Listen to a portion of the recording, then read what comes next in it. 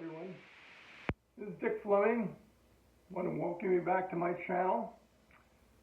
During the Vietnam War, I was a member of Recon Battalion and then was transferred over to 1st Force Recon. And I tell my stories about my time in Vietnam in a book I wrote called Chasing Charlie, which is available on Amazon.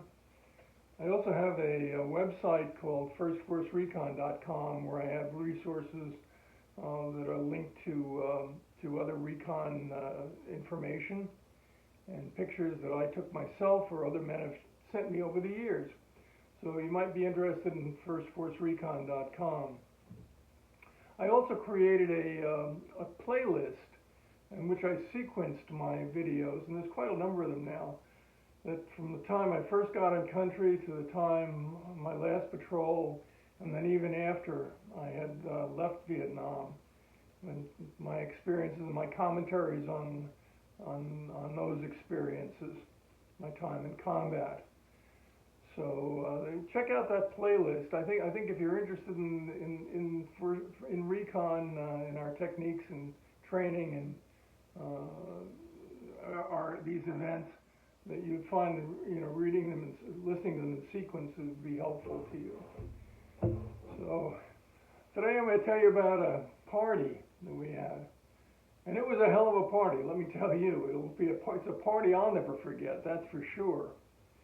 And it was rather strange because up until that point we hadn't had any parties at all. We were behind 7 rows of barbed wire and stuck in the boonies somewhere, and we never had a party. That was unheard of. Never even thought about it. But the major told us that we were going to have a colonel, a full bird colonel, Marine colonel, come in to conduct an award ceremony for the men in our unit that had been awarded medals. Well, that was also a bit strange because not that many people in my experience, had gotten medals during their time in country. And I think that that's probably because most of our missions were led by sergeants, not officers. And so I believe that it was Marine Corps policy that you had to be written up by an officer in order to be given a medal. But occasionally we go out with a lieutenant, but in the majority of my patrols, my missions, we were led by sergeants up until the very end of my tour. Now, occasionally, if we had been in contact during the debrief when we came back out of the choppers, and then we went over to the intelligence shed to get debriefed and to tell the captain, the head of intelligence, what we found. Well, he would ask us, hey, is there anybody who really deserves to be awarded a medal for heroism? And of course we were dumb as snails. We weren't concerned about that particularly. We were glad to be back. And I don't remember a single instance where we said, hey, Bo, he really deserves a medal for stopping that NVA, for throwing that grenade, or Grant, geez, he did a hell of a job for us. I don't remember us ever doing that. We were kind of embarrassed to be asked, to put forward one another like that. Now, I don't think the officers were that embarrassed because it seems like they were writing up one another for medals all the time. But that's just my opinion. I can't swear to that. But in any case, boy, we were excited, not for the ceremony, not for the award ceremony, but for the promise of beer and steaks afterward. That sounded really good to us. So this colonel comes up. We're all at attention, in line and standing at attention in the hot sun there. Got our newly pressed utilities on, spit shine boots. And he comes along, and he's got the major would hand him a box, you know, a fancy box, and he'd take the medal out, whatever it was, and he'd pin it on the soldier. And we had two guys that got medals.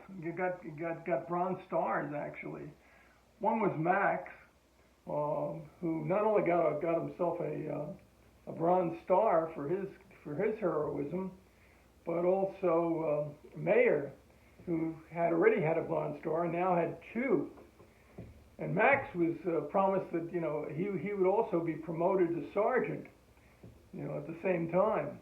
So he was going to get a double benefit for his actions in combat.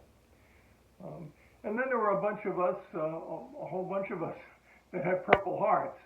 And that was really a lame medal if there ever was one. You don't want to. You shouldn't be getting a medal for getting shot. You want to shoot the other guy. You don't want to be the one that gets shot.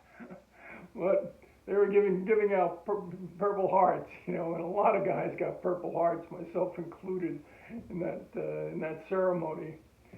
So finally, you know, we were all dreaming about that steak and cold beer, and finally the ceremony ended and we were dismissed, and we all trundled ourselves into 4x4s. They had three of them from the motor pool.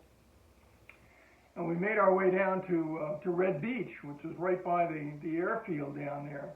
Now, beautiful beach, you know, and it was like an R&R center.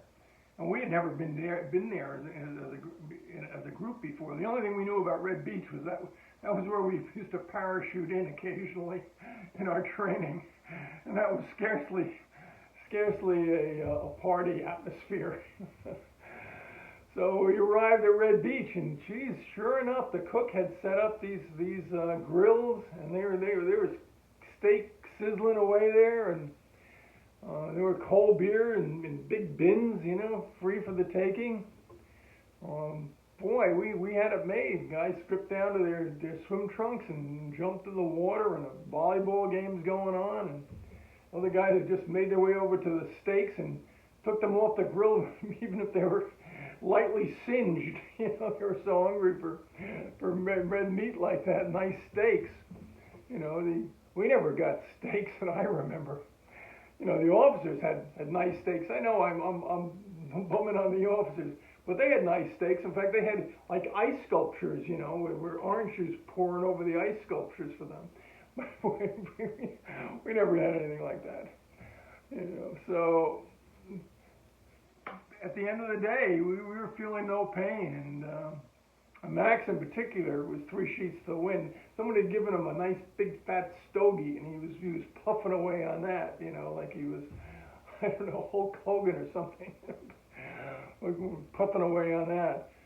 So now it came time for us to leave. You know, we had to go on to those 4x4s again, and nobody wanted to be the first one on there. So these two trucks took off, you know, practically no one on there, and the rest of us piled into the last one. You know, we wanted to be the last one to leave the party. And so that was really heavily overloaded. We must have had 25 people in there, you know, and it was meant to probably half that number. In fact, there wasn't any place to sit down for me. I was probably one of the last ones to leave, and I had to make my way to the front and hang on to the top bar overlooking the cab there. There was no place to sit. So just as we get started, the motor pool driver starts up the engine, and I hear Max come over, and he goes, "Move over, let a man drive." He climbs into the cab and shoves the driver over and starts driving down the road. Well, the road is going straight, and he's moving along at a good clip. But I could see, because I was up on top of the shed there, I was looking out over the cab. I could see if the road made a right angle turn, and there was no way that we could make that turn at the speed he was going. So I pounded on top of the cab. And I said, "Max, slow down, you're driving too fast, slow the damn thing down." Either he didn't hear me or he didn't realize what was happening. And only after another 20 seconds went by and he still wasn't slowing down, I yelled out again for him to stop. And now he slammed on the brakes. And with that, the whole truck started swerving down the road from one side to another. And all the guys on one side would flip over to the other and overbalance it even more. And then they'd flap over the other side. And the tires were screeching. And we only had about maybe 100 yards before we hit that right angle turn. But worse than that is, beyond that turn, there was a small ditch about 3 feet deep, and then a chain link fence. And beyond that were these great big fuel bladders, looked like giant sausages, filled with aviation fuel for the jets that were lined up along the runway there. There must have been 1,000 gallons of gasoline in there, or even more, you know. And we're heading right for it. So I yelled out, "Jump!" And I tried to make my way to the back of it, and other guys, they knew what was going on, and they jumped right off, and they made room for me to get over. And we landed like a ton of bricks. I was all banged up and scratched, and I looked down the road. There's a long line of Marines stretched out along the road. Some of them were holding their arms, some of them were holding their heads. Everybody was bruised up because we still were moving around 20, 30 miles an hour maybe. You know, if we hadn't been all airborne qualified and in great physical shape, we probably would have ended up, you know, paralyzed or something at that speed, jumping off in a 4x4, 5 feet off the ground. But, you know, we were young, and, you know, what is the saying is, God protects drunkards and fools, and we were both of them. But that truck, I watched it as it was going straight. Max didn't even try to make that turn. He knew he'd flip over. Well, there were still a few more guys, you know, hanging onto the truck. You know, they didn't want to jump off at that speed. And that truck went off the road and hit the ditch and continued moving and slammed into that fence and stopped, fortunately.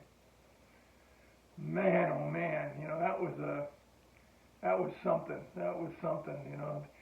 I think we had to take a couple guys to the hospital. You know, Jeeps came along, took us to the hospital. I was banged up and scratched and everything, but some guys had broken arms. You know, one guy had a concussion. Mac was fortunate that he didn't kill anybody. You know, he certainly could have. Well, I saw him about a week later. I met him on a work party. He didn't have any sergeant stripes on or anything. He wasn't a sergeant anymore.